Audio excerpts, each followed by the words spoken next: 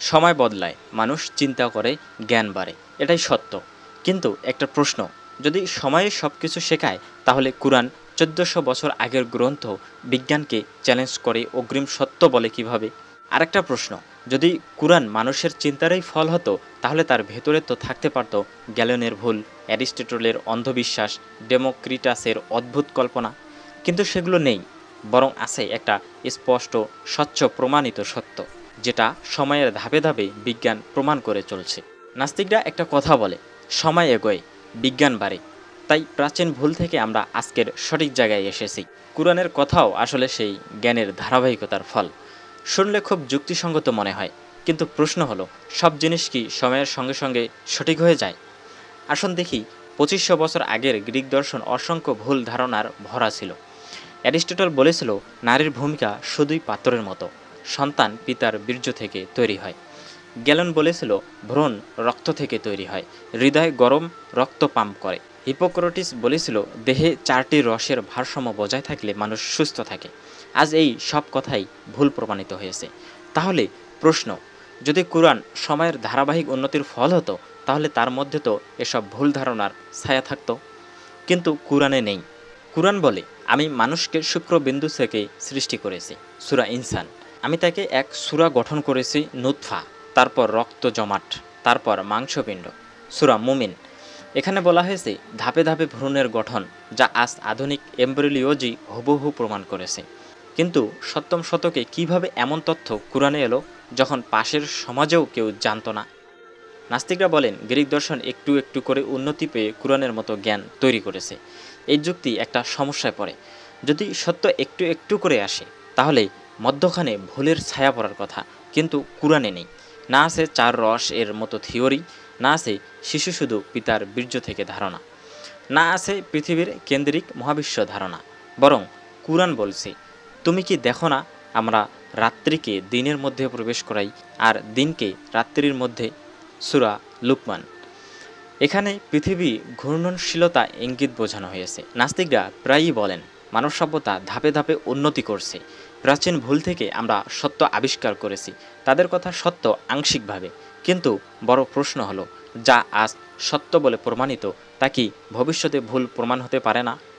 তাহলে কোনটা চূড়ান্ত সত্য, সময় না জ্ঞান? চলুন দেখি বিজ্ঞান কি কি ভুল করেছে সময়ের সাথে সাথে।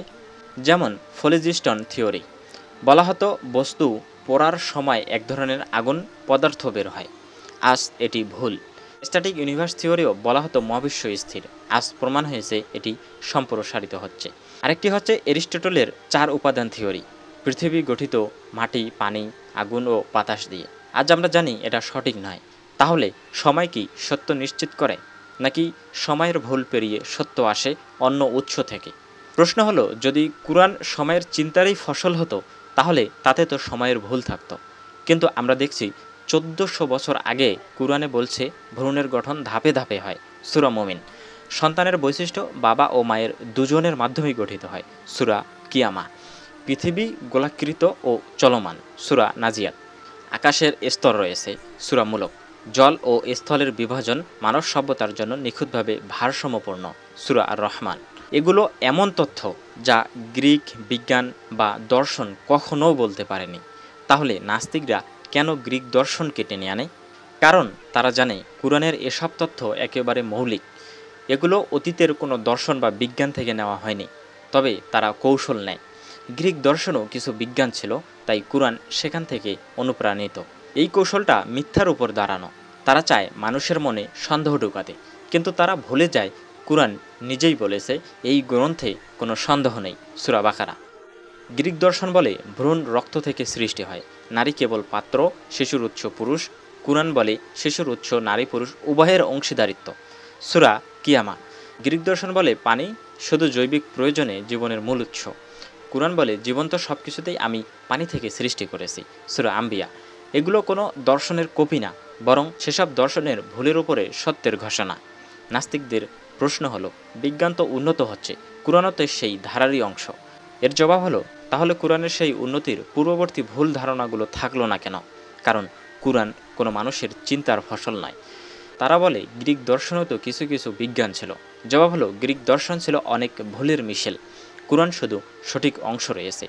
এটা মানব চিন্তার কাজ নয়, বরং আল্লাহর ওহী। যদি কুরআন মানুষ লিখত, তবে তার মধ্যে মানুষের সময় ভিত্তিক ভুল থাকত।